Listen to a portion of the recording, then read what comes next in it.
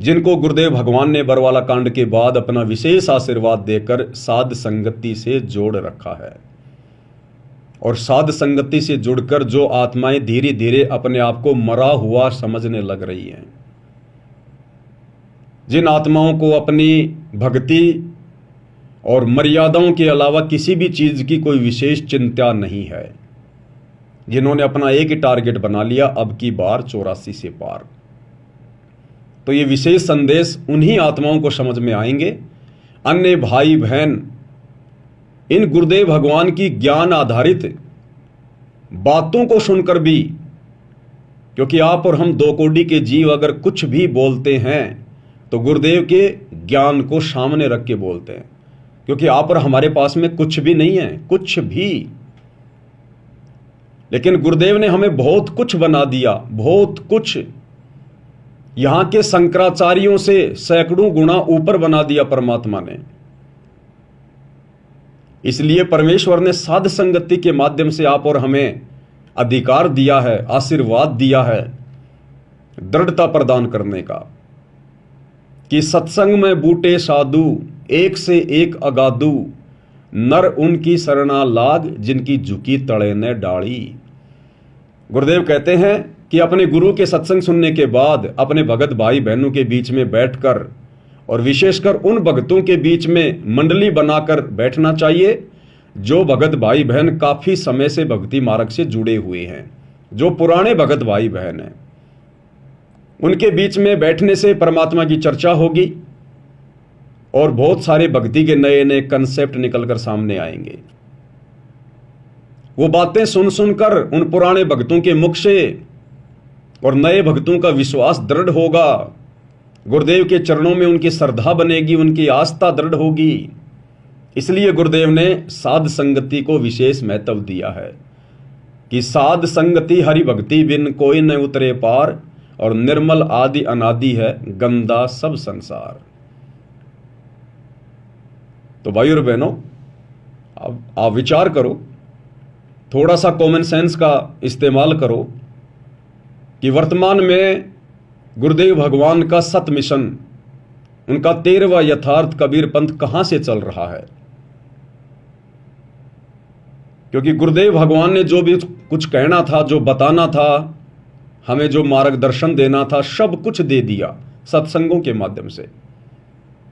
और हमारी परीक्षा के लिए, हमारे को जांचने के लिए, परखने के लिए, जैसे हीरे को जांचा जाता है, परखा जाता है, अहरण के ऊपर रख के घण की चोट मारी जाती है, अगर जरा भी अगर वो टूट जाता है, वो किरच हो जाता है, तो वो 2 आने का भी नहीं, उसको फेंक दिया जाता है, कोडियों के भाव जाता है, कोडियों के भाव। और जिसके ऊपर घण की चोटों पे चोट मारने के बाद भी अगर वो टूटता नहीं है, निशान भी नहीं पड़ता है, तो उसकी कीमत करोड़ों में होती है। तो 2014 बरवाला कांड के बाद का जो समय है, ये समय गुरुदेव अपने हीरों को परख रहे हैं हिसार जेल में जाकर बैठकर। तो गुरुदेव भगवान तो बैठ गए जाकर हिसार जेल में। अब पीछे क्या है? पीछे ये सतलोक आश्रम है। संगत कहां जाती है? इन आश्रमों में जाती है। तो विचार करो, गुरुदेव का मिशन चल कहां से रहा वर्तमान में, क्योंकि गुरुदेव तो जेल में जाकर बैठ गए। और पीछे ये जितने भी सतलोक आश्रम खुले हुए हैं, इन सतलोक आश्रमों के संचालकों की, गुरुदेव के परिवार की, इन कोऑर्डिनेटरों की एक की भी मर्यादा सुरक्षित नहीं है। गुरुदेव ने हमें जो मार्ग दिखाया, जो मर्यादा बताई, ये लोग लगातार उसकी धज्जियां उड़ा रहे हैं। इस भक्ति मार्ग में राजनीति का समावेश इन लोगों ने कर दिया। गुरुदेव ने कहा, बेटा राजनीति नहीं करनी, हम एक धार्मिक संस्था चलाते हैं, हमारा राजनीति और राजनेताओं से कोई संबंध नहीं है, हमने तो मोक्ष प्राप्त करना है, सतलोक चलना है, यहां की राजनीति तो बहुत गंदी है। लेकिन 2019 में इसी सतलोक आश्रम ने कांग्रेस का सपोर्ट किया, 2024 में लोकसभा चुनाव में बीजेपी का सपोर्ट किया, और अन्य छोटे मोटे राजनेताओं से तो अपने धार्मिक स्वार्थों के लिए, अपने राजनीतिक स्वार्थों के लिए ये लोग मिलते ही रहते हैं, आडंबर करते ही रहते हैं। तो धज्जियां उड़ाई गुरुदेव के वचनों की। गुरुदेव ने कहा बेटा मोबाइल में भी गेम नहीं खेलना, लेकिन इन लोगों ने बरवाला में, सॉरी धनाना के गांव वालों के लिए और बैडमिंटन का स्टेडियम बनवा दिया करोड़ों रुपए का। गुरुदेव के आदेशों की, उनके वचनों की धज्जियां उड़ाई गई। गुरुदेव ने कहा बेटा हमने मोबाइल में कार्टून वगैरह नहीं देखने। इन लोगों ने कहा गुरुजी कोई बात नहीं, कार्टून नहीं देखेंगे, हम तो आपका ही कार्टून बना देंगे। और इन लोगों ने एक 25 मिनट की अभी 28 जून 2025 को जो एक 3D फिल्म चलाई है, इन्होंने गुरुदेव भगवान का ही कार्टून बना दिया और पूरी संगत को दिखा दिया, सबकी मर्यादा तुड़वा दी। गुरुदेव ने कहा कि हमने मोबाइल में कार्टून नहीं देखना। इन लोगों ने गुरुदेव को कार्टून बनाकर और पूरी संगत को दिखा दिया। आदेशों की धज्जियां उड़ाई गई। गुरुदेव ने कहा कि हमारा संसार से कोई लेना देना नहीं है, जो लोग भक्ति मार्ग पर नहीं है वो हमारे लिए बाधक हैं, हमने उनके साथ बैठना भी नहीं चाहिए। दुनिया से ती दोस्ती पड़े भजन में भंग, एकाएकी राम से या साधु के संग। या तो भगवान की भक्ति में लीन रहो, या मिलना उठना बैठना भी हो तो अपने भगत भाई बहनों के बीच में, यानी साध संगति ही करो। इन लोगों ने हरियाणा के जाट आरक्षण में लाखों भक्तों को बैठा दिया, महीने भर तक। सुबह जाते उनके धरनों पर, उनकी बकवादें सुनकर, गालियां सुनकर, अब जगत वाले क्या करेंगे? आरक्षण में बैठे हुए वो जाट भाई क्या कहेंगे? उनके मुख में तो वही बातें, बात बात पे गालियां। एक समय ये दास, बरवाला कांड हुआ ही था, उस समय ये दास हरियाणा के रोहतक में चला गया, जींद चौराहे पर, जहां पर एक नामदान सेंटर खुला हुआ था, जिसका संचालन हरियाणा का स्टेट कोऑर्डिनेटर अमन गोदारा कर रहा था। अमन गोदारा का वहां पर मकान है जींद चौराहे के पास। तो मैं चला गया वहां पर। अब शाम को ये 4-5 भगत वहां बैठे, सर्दियों का समय था, आग जला रखी थी, हाथ पैर सेक रहे थे।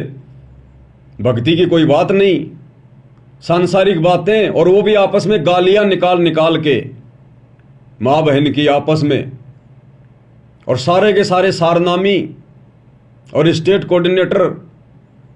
तो दास को थोड़ा अच्छा नहीं लगा, मैंने टोक दिया। मैंने कहा भगत जी आप ये क्या कर रहे हो? आप तो बड़े पुराने पुराने भगत हो। अमन गोदारा जी, आप तो कहा करते थे कि जब मैं खेतों में, जब मैं ट्रैक्टर चलाया करता था, उस समय गुरुजी तो कई बार मेरे पास खेत में आ जाया करते थे। मैं ट्रैक्टर को रोक के फिर बैठ के बात किया करता था। इतने पुराने समय से मैं गुरुजी से जुड़ा हुआ हूं। और दास ने कहा कि आप लोग गालियां निकाल निकाल के बातें कर रहे हो। क्या गुरुदेव ने कभी बताया? ऐसी घटिया कभी शिक्षा दी गुरुदेव ने? तो हरियाणा का स्टेट कोऑर्डिनेटर अमन गोदारा मुझे बोला कि रे बागड़ी, बागड़ी यानी जो राजस्थान के लोग होते हैं उनको बागड़ी कहते हैं। बोला रे बागड़ी तने बेरा को न्या। भाई किस बात का? बोले ये हमारे हरियाणा की लैंग्वेज है। अरे या हेल्पिंग वर्ब है, जिसने तू गाली कवे है ना, ये तो हरियाणा की भाषा में हेल्पिंग वर्ब है, हेल्पिंग वर्ब। इनके बिना तो हमारी बात ही पूरी ना होती। जब तक 2-4 गालियां ना निकाल लें तब तक तुम्हारा सेंटेंस पूरा नहीं होता। तो जिसने तू गालियां कवे है ना, ये तो हमारी हरियाणा की भाषा में हेल्पिंग वर्ब है। तो दास ने कहा कि भगत जी जगत वालों के लिए तो हेल्पिंग वर्ब हो सकती है, लेकिन तुम अब जगत वाले थोड़ी रहे हो, तुम तो भगत बन गए। और तुम यदि इन हेल्पिंग वर्बों का अभी भी यूज करोगे तो हमारे जैसे छोटे मोटे भगत क्या सीखेंगे? अन्य नए भक्तों पे क्या असर पड़ेगा? बोले बाढ़ में जाओ, पढ़ो तो पढ़ो। बोले हमने के लिए कोई ठेकेदारी ले रखी से। तो ये हाल था भाई और बहनों इन बड़े बड़े कोऑर्डिनेटरों का। इसलिए दास इनको जड़ से जानता है, इन सभी लोगों को जड़ से। परमात्मा ने मुझे मौका दिया इन लोगों की संगति करने का। 2013 में जैसे ही गुरुदेव भगवान ने मेरे ऊपर नाम दीक्षा की रजा बख्शी, तो मुझे पता चला कि भाई यहां तो सेवा भी मिलती है। तो मैं बाथरूम में चला गया। मैंने कहा भाई बाथरूम की सेवा लेंगे, सेवा करनी है फिर ढंग से करेंगे। तो बाथरूम वाले भाई बोले ऐसे बाथरूम की सेवा नहीं मिलती। बोले बाथरूम की सेवा और जूता घर की सेवा ये विशेष सेवा है, इस सेवा को करने से आधी नहीं आती है, और इस सेवा के लिए भाई गुरुदेव से प्रार्थना करनी पड़ती है डायरेक्ट। तो मैंने कहा वो कैसे होगी? बोला शाम को गुरुजी दर्शन देंगे, उस समय जाना और गुरुजी से प्रार्थना कर लेना, अगर गुरुजी यस कर दें तो आ जाना, नाम लिखवा देना। मैंने कहा ठीक है भाई। दास शाम को लाइन में लग गया। वैसे गया था दास, समागम में नहीं गया था, आड़े दिन गया था। उस समय समागम नहीं था बरवाला में, और किसी भगत को नाम दीक्षा वगैरह लेनी थी, तो मैं फ्री था। तो मेरे को फ़ोन किया गया, बोले भगत जी आप जाओगे क्या उनके साथ में? मैं तो तैयार हो गया तुरंत, मैं चलो भाई। तो वैसे गए थे। तो शाम को 4 साढ़े 4 बजे के बाद में अनाउंसमेंट हुआ कि जिन जिन भगत आत्माओं ने सतगुरुदेव जी के दर्शन करने हैं वो कृपया लाइन लगा लें। तो दास भी लाइन में लग गया दौड़ के। नंबर आया तो अब उस समय तो भाई और बहनों देखो हमारी भी बुद्धि इतनी काम कर रही थी, हम भी उस दाढ़ी मूंछ वाली फोटो को ही परमात्मा मान रहे थे। हालांकि गुरुदेव का जो दर्जा था हमारी नजरों में दाढ़ी मूंछ वाले से नीचे नहीं था, लेकिन बस वो गुलाम मिला सा ज्ञान था। गुरुजी कहते ना तुम्हारी ऐ नहीं मिट रही, वो वाली बात थी। तो दास ने कहा पहले तो मालिक ने आशीर्वाद दे दिया, नीचे गर्दन जाके कर ली, आशीर्वाद मिल गया। फिर दास ने कहा कि गुरुजी, बोले हाँ भाई। मगर गुरुजी दास को बाथरूम की सेवा चाहिए। अब ये मेरा बोलना भी बिल्कुल बेकार था, क्योंकि गुरुदेव एक सत्संग में कहते हैं कि बहुत सारे भगत जो है बार बार कहते हैं गुरुजी सार नाम दे दो, गुरुजी सार नाम दे दो। तो गुरुजी ने कहा रे अभी तो तुमने बोलना भी ढंग से नहीं सीखा, अभी तो तुम लोगों ने बोलना भी ढंग से नहीं सीखा कि अपने गुरु के साथ में कैसे बातचीत की जाती है, और तुम बाट देख रहे हो सार नाम की। तो उसी प्रकार से दास ने कहा कि गुरुजी मुझे बाथरूम की सेवा चाहिए। अब ये हो गया एक प्रकार से आदेश हो जाता है ये कि मुझे बाथरूम की सेवा चाहिए। लेकिन भाई और बहनों उस समय ज्ञान नहीं था, बिल्कुल भी नए नए जुड़े थे, 2013 की बात है। अब 2-4-5 महीने में कहां से ज्ञान हो जाएगा। लेकिन मालिक तो अंतर्यामी है, जानी जान है, परमात्मा तो हमारे भाव देखता है। तो गुरुदेव ने कहा कि बेटा कहां से है? अब उस समय यह भी नहीं पता था कि भाई गुरुजी अंतर्यामी है। तो मैंने कहा गुरुजी मैं जयपुर से हूं। तो बोले जा बेटा ले बाथरूम की सेवा जा। अब मैं तो करके दंडवत प्रणाम और सीधा गया बाथरूम में। वहां पर एक वेद प्रकाश भगत जी थे, पलवल के, हरियाणा के। तो उनके पास गया, मुझको भगत जी गुरुजी ने आशीर्वाद दे दिया। तो बोला ठीक है, बोलो लिख ले नाम। मेरा नाम लिख दिया गया। अब बाथरूम वालों की सेवा होती थी समागम के समय, यानी 3 दिन का गुरुदेव सत्संग किया करते थे। तो सत्संग के समय जब सारे भगत आत्मा पंडाल में बैठी रहती थी, सुबह 11 बजे से 1 बजे तक, उस समय बाथरूमों में भीड़ नहीं होती थी, क्योंकि सब लोग बैठ के सत्संग सुन रहे होते थे। कुछ एक मेरे जैसे निकम्मे होते थे जो सत्संग के समय भी बाथरूम में आते जाते रहते थे। अब ठीक है, किसी को कोई विशेष प्रॉब्लम है, पेट खराब है या कोई वैसे कोई दिक्कत है, वो तो चलो सत्संग में उठ के गुरुदेव को प्रणाम करके आ सकता है।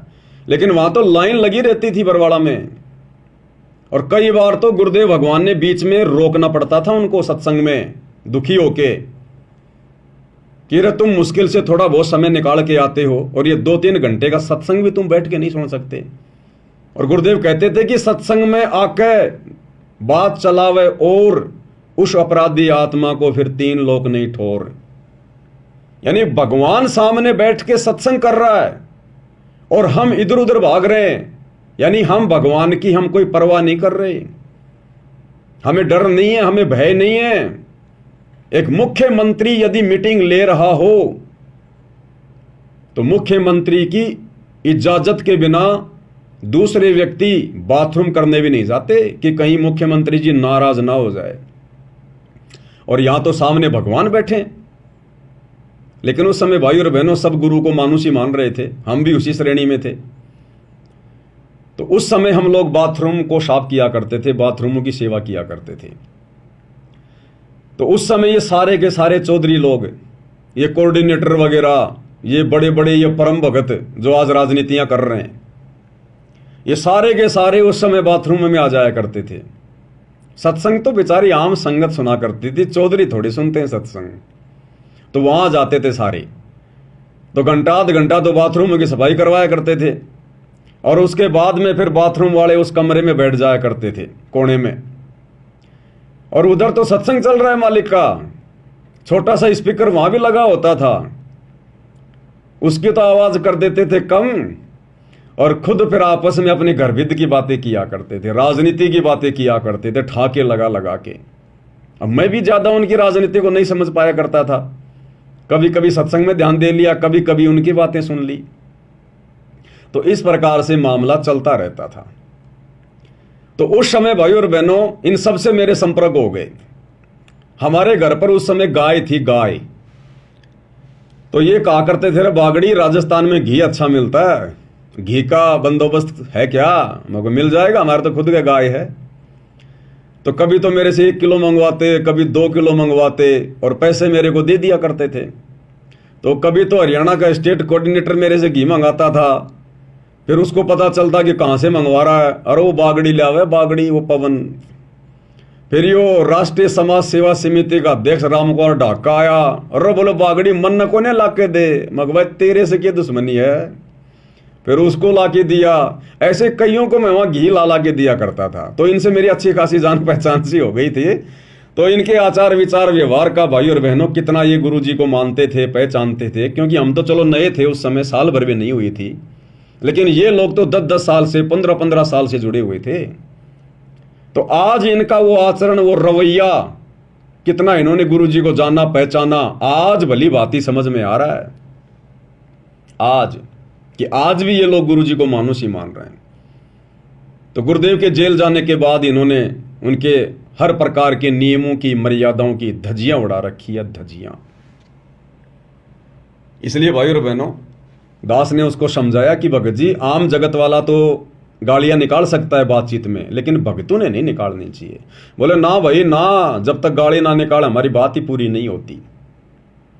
तो इस प्रकार से भाई और बहनों, दास पहले इनकी कुसंगति का शिकार था, और शायद परमात्मा ने इसीलिए दास को इनके नजदीक जाने का मौका दिया, ताकि आगे चलकर परमात्मा ने बरवाला कांड के बाद में दास को निमित्त बनाना था, निमित्त साध संगतियों के लिए।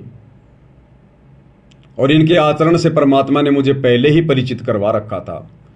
और उसके बाद जब ये सरेआम गलतियां करने लग गए गुरुदेव की गैर हाजिरी में, तो फिर तो विश्वास दृढ़ हो गया कि ये तो वास्तव में बकवादी आदमी है, ये तो काल की आत्माएं हैं, ये सतगुरु के अंश नहीं है, खाली दिखावे के भगत हैं, दिखावे के भगत हैं।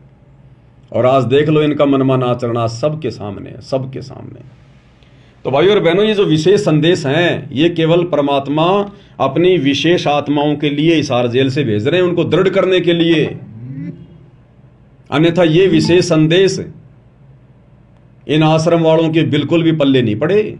इनके अंदर गुरुदेव भगवान ने जो संकेत वगैरह जो छुपा रखे हैं, जो गूढ़ बातें छुपा रखी हैं, जिसको सुन सुनकर आप और हमारा विश्वास आसमान में जा रहा है, और इनको पता भी नहीं है कि इनके अंदर क्या अमृत छुपा हुआ है। आज इन विशेष संदेशों के ऊपर निष्कर्ष केवल आप और हम सत्सेवक भाई बहनें निकाल पा रहे हैं। इनकी तो वही दिनचर्या है जो इन जगत वालों की है। जैसे परमात्मा कहते हैं ना कि कोयल की आवाज सुनकर कोयल के बच्चे तो कान खड़े कर लेते हैं, और जो कौवे वाले हैं उनके असर भी नहीं होता। तो अपनी माता के ये विशेष संदेश सुनकर सतगुरु रामपाल जी भगवान के, क्योंकि ये अपनी माँ है, ये सारे जगत की अम्मा है, असल में यही तो जगदम्बा है। हम जगदम्बा सुन के और दुर्गा जी का ध्यान कर लेते हैं, नहीं। दास ने आपको पहले भी बताया था, इस काल ने इस प्रकार के जितने भी नाम हैं, राम, कृष्ण, ब्रह्मा, विष्णु, महेश, महादेव, ये सारे नाम इस काल ने अपने परिवार के लोगों के रख दिए, अपने तीनों बेटों के, फिर उनके जो अवतार जाते हैं उनके, अपनी पत्नी दुर्गा के, ताकि ये संसार इन्हीं में उलझा रहे। जबकि ये सारे के सारे नाम इस कबीर भगवान सतगुरु रामपाल जी के उपमात्मक नाम है। उपमात्मक नाम, जैसे जल के उपमात्मक नाम होते हैं, नीर, पानी, इस प्रकार से। तो ये जगदम्बा जो नाम है, ये कबीर भगवान सतगुरु रामपाल जी की उपमात्मक उस पदवी का नाम है। हमें गुरुदेव भगवान मंगलाचरण में बताते हैं, सुनाते हैं कि जगदम्बा जगदीशम और मंगल रूप मुरारी, तन मन अर्पूं शीसम भक्ति मुक्ति भंडारी। जगदम्बा जगदीशम, जगदम्बा जगत प्लस अम्मा। यथार्थ भक्ति बोध के सरलार्थ में जब हम वीडियो बना रहे थे तो गुरुदेव ने क्या वहां पर लिखा है, जगदम्बा का जगत प्लस अम्मा, यानी जो सारे संसार की मां है, जो सारे संसार का धारण पोषण जो करता है, असल में वो जगदम्बा है। तो कौन करता है? कबीर भगवान सतगुरु रामपाल जी। तो ये जगदम्बा शब्द भी गुरुदेव भगवान के लिए है, इस कबीर परमात्मा के लिए है। तो अपनी मां की भाषा को उसके बच्चे ही समझ सकते हैं। तो इन विशेष संदेशों को केवल उनकी विशेष आत्माएं, सत्सेवक भाई बहन ही समझ रहे हैं, अपने जीवन में लागू भी कर रहे हैं, अमल भी कर रहे हैं। तभी तो हमारा विश्वास बढ़ता जा रहा है, हमें आज इतनी दृढ़ता प्राप्त है। इस बेचारी नादान संगत को तो आप और हमारे जैसे भगत भाई बहनों ने ही मूर्ख बना दिया, मूर्ख बना दिया। गुरुदेव की आड़ में मर्यादाएं तोड़वा दी, राजनीतियां करवा दी। और आप और हम आत्माओं को ये काल भी नहीं मूर्ख बना पा रहा, ये काल भी डगमग नहीं कर पा रहा। कितनी कोशिशें की इसने, साध संगतियों को बिगाड़ने की, तोड़ने की, गंदगी फैलाने की, लेकिन इसकी पार नहीं बसाई। हर बार जितनी भी कोशिश इसने आश्रम वालों के माध्यम से की, उतनी बार परमात्मा ने साध संगतियों को आगे बढ़ाया। दास जेल गया, एक बार तो लगा कि साध संगतियां भाई खत्म हो गई, लेकिन जैसे ही 2-2.5 महीने बाद वापस आया, आज देखो ऐसा लगता है पहले तो साध संगतियां कुछ भी नहीं थी, जो पिछले 2 साल में परमात्मा ने दया करी है। 2 साल में गुरुदेव भगवान ने अपनी सभी पुस्तकों के ऊपर वीडियो बनवा दिए, साध संगति की ओर ना जाने कितने वीडियो बनवा दिए, विशेष संदेशों के ऊपर वीडियो बन रहे हैं। तो ये परमेश्वर का मिशन है, ये सत्य मिशन है। तो इसलिए आप और हम भगत भाई बहनों ने विचार करना चाहिए कि गुरुदेव का असल में मिशन चल कहां से रहा है।